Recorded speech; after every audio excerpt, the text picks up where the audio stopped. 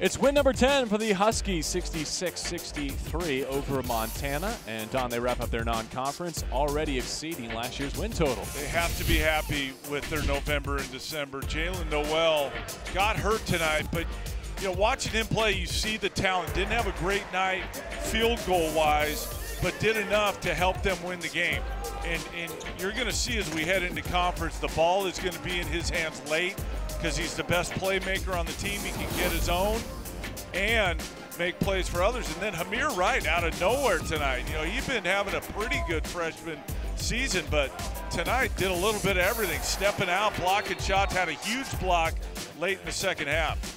Now they hold the Grizz to 40% shooting. They did it with defense late, preserving their narrow lead. Got enough free throws to go down. To prevail, 66-63. And they wrap up their non-conference with 10 victories. They go to LA to open up the Pac-12 schedule.